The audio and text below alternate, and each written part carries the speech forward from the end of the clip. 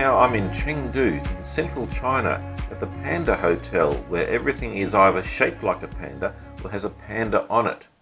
But that's not what I'm here about today. I wanted to talk about electrical safety in these rooms.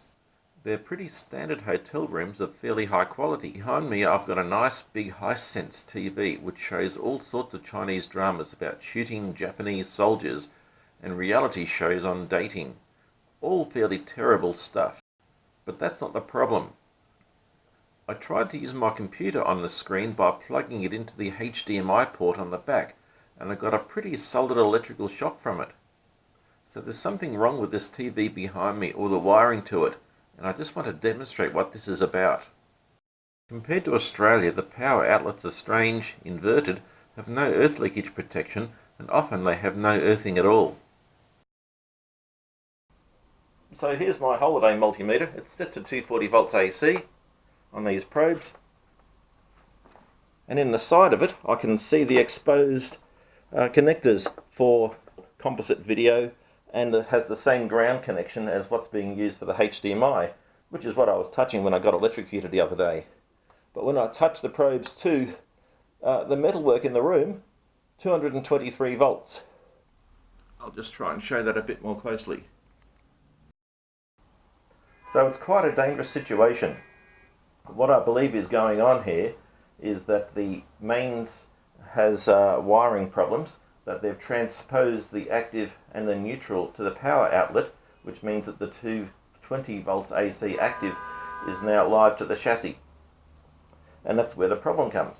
I've tried this in another room and the other room was okay. This one is certainly an issue. But it does mean that if I touch any of the metalwork around the TV and the TV itself, I'm going to get electrocuted. There is no earth leakage protection here. So just to prove that,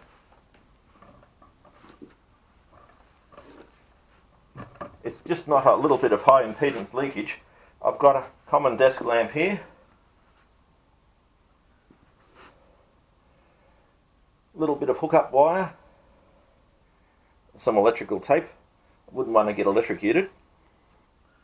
And I'm going to stick this wire just to the metal framework below the telly.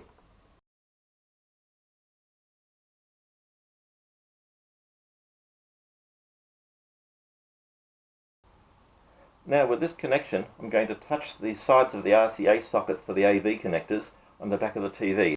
And you can see what is happening between the earth point under the TV screen here and the side of the TV itself.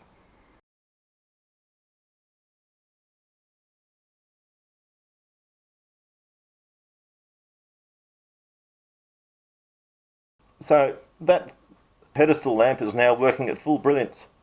It's a very hard 240 volt connection to the chassis of this TV. There's a couple of lessons to be learned about this.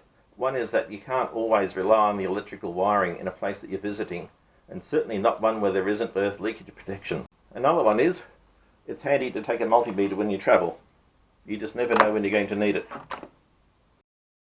It's worth noting that the problem was still there, even though the TV is notionally turned off. I only received a small shock as I was just standing on the carpet, but had I placed the other hand on the metal frame near the TV, it could have been fatal. Don't get me wrong, this was a nice hotel with friendly staff, but visitors to China and other countries need to be careful about the infrastructure around them. It's easy to be complacent. While we've since notified the hotel's staff, it's always difficult to relay problems of this type through language barriers to people with no technical knowledge. I had similar issues once at a hotel in Tibet where I got an electrical shock from a kettle. To not try and get the message across might be the difference between life and death of a future guest, so it's worth the effort. This brings us to the end of the video. Of course, not all electrical systems in Chinese buildings are bad. I'll leave this clip with a few images of the Chinese high-speed rail network, which is some pretty amazing technology.